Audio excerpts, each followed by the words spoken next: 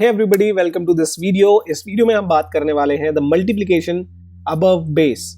तो पिछले वीडियोस में आपने क्या क्या सीख लिया है, एक बार मैं आपके साथ शेयर करता हूं। आप सीख चुके हैं basics of Vedic maths, base and complement, multiplication with the series of 9, multiplication with below base method, और अब जो इस वीडियो में हम सीखने वाले हैं वो है multiplication of above base method. Above base meaning क्या होगा, जैसा कि इसके नाम से पता लगता है, ऐसे नंबर्स में, ऐसी डिजिट्स में कैलकुलेशन या मल्टीप्लिकेशन जिनकी वैल्यू बेस से ज्यादा है। तो आइए इसको एग्जांपल से समझने की कोशिश करते हैं and it will be fun.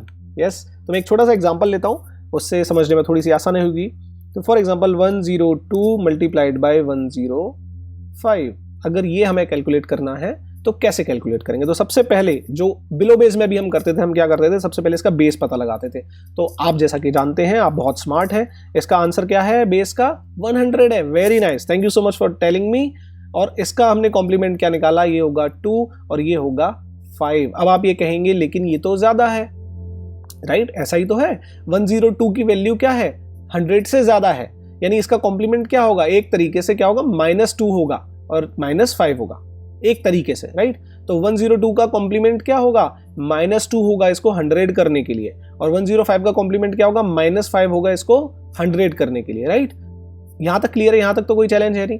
उसके बाद में अगला स्टेप हमारा क्या होता था, हम इसमें से क्रॉस वाइज क्या करते थे, सबट्रैक्ट करते थे, और या फिर हम इसको भी सबट्रैक्ट कर सकते हैं क्रॉस वाइज।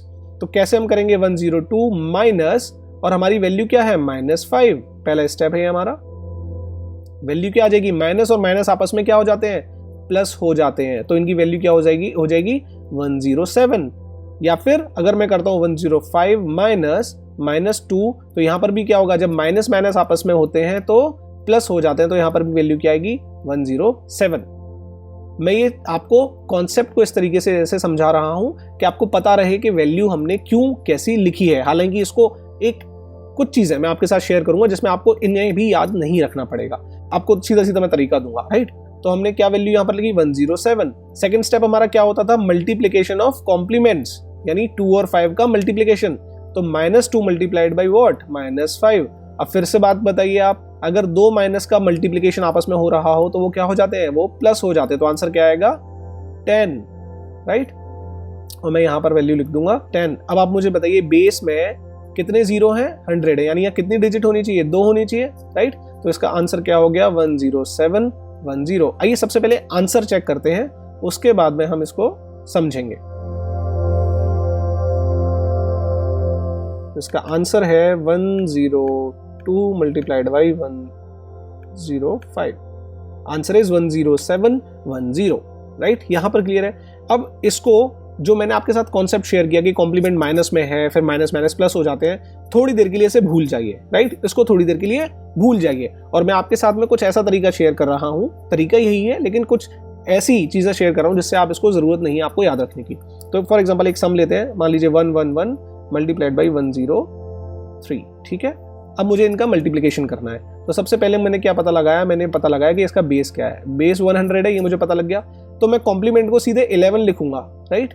और इसको सीधे सीधे 3 लिखूंगा। मैं माइनस नहीं लिख रहा हूं क्योंकि मुझे पता है कि वो वैल्यू तो माइनस में ही है, राइट? मैंने क्या किया, सीधे 100 और इसके बीच की डिस्टेंस को लिख दिया। मैंने एग्जैक्ट कॉम्प्लीमेंट नहीं लिखा, बल्कि इसकी और 100 के बीच की जो दूरी है उसको लिख दिया। क्या है वो, 11, और 103 की क्या है, 3। तो सबसे पहला स्टेप हमारा क्या होता था, इसको और इसको बिलो बेस में हम क्या करते थे, हम माइनस करते थे, लेकिन अबव बेस में हम क्या करेंगे, हम ऐड करेंगे। वास्तव में हो तो माइनस रहा है, तो आपको भी पता है क्योंकि ये वैल्यू भी माइनस में है, लेकिन हम अपने दिमाग को क्या मैसेज दे रहे हैं, बिलो बेस में हमें सबट्रैक्ट करना है और अबव बेस में हमें क्या करना है, ऐड करना है। Is it clear? है ना स्मार्ट तरीका? तो 111 + 3 अगर मैं ऐड करता हूं तो द वैल्यू विल बी 114, या अगर मैं 103 + 11 भी ऐड करता हूं तो वैल्यू क्या होती है, 114। और सेकंड स्टेप क्या था, इन दोनों कॉम्प्लीमेंट्स का multiplication, 3 so the answer will B 11433। ये हो गया हमारा आंसर। आइए इस आंसर को चेक कर लेते हैं कैलकुलेटर से। तो कैलकुलेटर पे मैंने ओपन किया, 111 multiplied by 103, answer will B 11433, जो अभी हमने कैलकुलेट किया।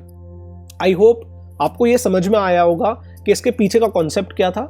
जो पहले मैंने एग्जांपल दिया उसमें मैंने आपको कॉन्सेप्ट समझाने की कोशिश की है, और इसमें मैंने आपको एक स्मार्ट तरीका बताया जहां पर आपको कॉन्सेप्ट को बहुत ज़्यादा याद रखने की ज़रूरत नहीं है, बस समझ में आना चाहिए आपको, और कैलकुलेशन स्पीड में कैसे करनी है वो मैंने आपको बताया। एक छोटा सा एग्जाम्पल और लेते हैं जिससे आपको ये अंडरस्टैंडिंग हो जाए। तो मैं एक एग्जाम्पल लेता हूँ जिससे आपको ये अंडरस्टैंडिंग हो जाए कि इसको कैसे करना है। तो 1009 मल्टीप्लाइड बाई 1012, मान लीजिए मैं ये एग्जाम्पल लेता हूँ, ठीक है। तो सबसे पहले मुझे क्या पता लगाना होगा, इसका बेस पता लगाना होगा। ये मैंने पता लगा लिया। इसमें मुझे क्या करना है, इसका कॉम्प्लीमेंट निकालना है जो है 9, और इसका भी कॉम्प्लीमेंट क्या है 12 है, ठीक है। यहाँ तक तो कोई चैलेंज है नहीं, बिल्कुल ठीक है। अगला स्टेप मेरा क्या होता है कि मुझे इन दोनों को ऐड करना होगा या इन दोनों को ऐड करना होगा, किसी को भी आप कर लीजिए। तो वैल्यू क्या आएगी 1021, राइट। अगला स्टेप क्या होगा, इन दोनोों कॉम्प्लीमेंट्स का मल्टीप्लिकेशन, यानी 12 मल्टीप्लाइड बाई 9 टाइम्स, तो इसकी वैल्यू क्या होगी 108। यहाँ पर कितने जीरोज हैं, 3 जीरो, यानी यहाँ कितनी डिजिट आएंगी 3 आएंगी, यानी हमारा आंसर होगा 1021 108। This is our answer. आइए चेक करते हैं कैलकुलेटर से। तो हमारी वैल्यू थी 1009 मल्टीप्लाइड बाई 1012।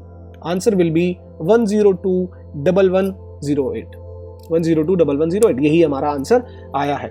विद दिस आपको समझ में आया होगा कि किस तरीके से इन कैलकुलेशंस को करना है। अबव बेस जब होगा तो हम किस तरीके से ऐड करेंगे, किस तरीके से हम पूरक को निकालेंगे और कैसे उसे सॉल्व करेंगे। नाउ अगर आपको वास्तव में अभी भी लग रहा है अभी समझ में नहीं आया है, मैं आपसे रिक्वेस्ट करूंगा इस वीडियो को दोबारा देखिए और उसके बाद में जो वर्कशीट है उसमें प्रैक्टिस करिए, क्योंकि आप कितनी भी बार वीडियो देख लें, जब तक आप उसे प्रैक्टिस नहीं करेंगे आपको वो क्लैरिटी नहीं आएगी, वो अंडरस्टैंडिंग नहीं आएगी। तो सबसे पहले किस चीज़ पर फोकस करना है, बेसिक कॉन्सेप्ट को क्लियर करना है और अपनी एक्यूरेसी पर ध्यान लगाना है, सही कॉन्सेप्ट सही मेथड को फॉलो करते हुए। एक बार आपने 10-15 सम्स एक्यूरेसी के साथ कर लिए तो आपकी स्पीड अपने आप अच्छी हो जाएगी, है ना। इस एग्जाम्पल को ऐसे सोचिए, जब पहली बार हम चलना शुरू करते हैं तो खड़े होते ही दौड़ने नहीं लगते, राइट। पहले खड़े होते हैं, गिरते हैं, कई बार धीरे धीरे चलते हैं, फिर एक दिन आता है जब हम दौड़ने भी लगते हैं, जंप भी करने लगते हैं, है ना। तो बिल्कुल ऐसे ही इस चीज़ को समझिए। And with this thank you so much for being here. God bless.